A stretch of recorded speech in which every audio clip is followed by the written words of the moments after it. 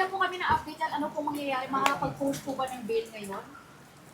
Hanggang ngayon, hinihintay ko pa yung certificate of detention. No? Ang cellphone na po. 2 beses nang kinorek dahil may errors daw. Pero ngayon, for signature na daw. So hinihintay ko lang para maidala ko yung mga dokumento sa night duty court sa Makati. Okay. Sir, pwede po iyon na dito po sa Las Piñas RTC yung issue po ng warrant and then lilipat po tayo ng jurisdiction sa Makati po para mag-post ng bail. Pwede yon. Kasi medyo may kalituhan po kung pwede po ba yun sa rules of court. Oo, pwede yon. Halimbawa, nasa Davao ako. Meron akong warrant of arrest na inisyu ng Las Piñas. Pwede akong magpiyansa sa Davao. Pero attorney po, paano po yan? Kasi nasa po yung ating po mga ex-marines ngayon. Kailangan pa po ba natin silang bit-bitin pa sa night duty na Makati RTC? Oo, para pumirma sila later ng kwan. So sasama sa inyo. Hindi ngayon, mauna muna ako. So i-process muna namin and then pag ready for signature na ng judge, saka ipapatransport sila. Pero sir, from dito po sa Las Piñas, lilipat po tayo ng Makati or papamedical pa po? Tapos na yung Tapos medical. na, sir. Opo, doon na po tayo didiretso. Firma na lang po ang muna. Unusual ba yung certificate? Ipaprocess lang muna. Yung certificate of detention, usual ba na yan ng court before mag-bail out? Pagka mag-bail ka sa court na hindi nag-issue ng warrant, kailangan ng certificate of detention. Ito po, nag-issue di ba, sir? O nag-issue kasi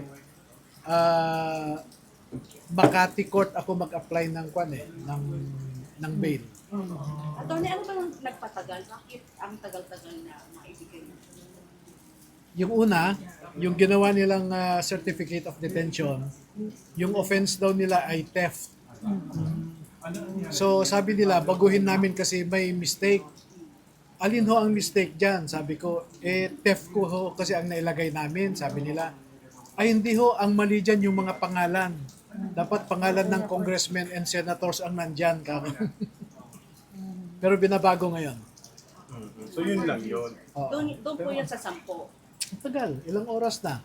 Katulad din po dyan sa, bakit kami inabot ng alas 5 sa korte dito sa Las Piñas, branch 202. Alam nyo po, hinanda na namin lahat ng dokumento na kailangan sa bail sa Caloocan, Muntinlupa, San Juan, at sa Las Piñas. Pare-parehong set of documents yan kasi base yan sa rules of court. Ngayon, document, dinala namin sa Caloocan, aprobado ka agad. 2 oras lang kami. Punta sa Muntinlupa, wala pang 1 oras, tapos na. San Juan, medyo umabot ng 3 oras, tapos na.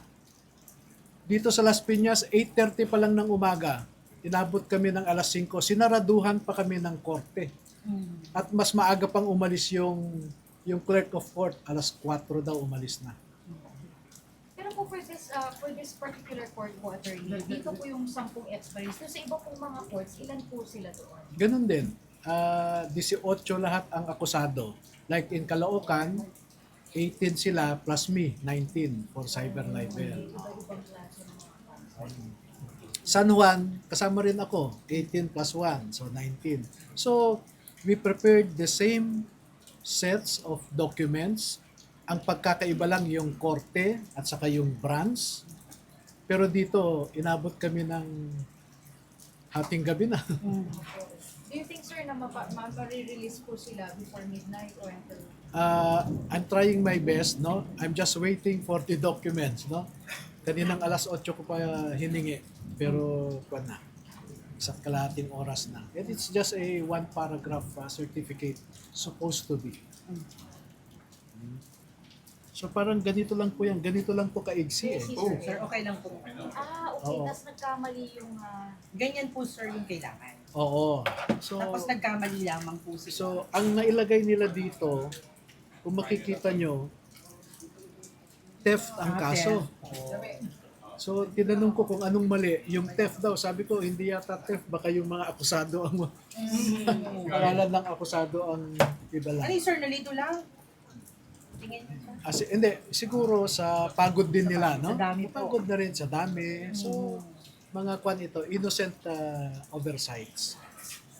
Thank you po, Thank you po, Attorney. attorney. Thank you po. Attorney, question lang po.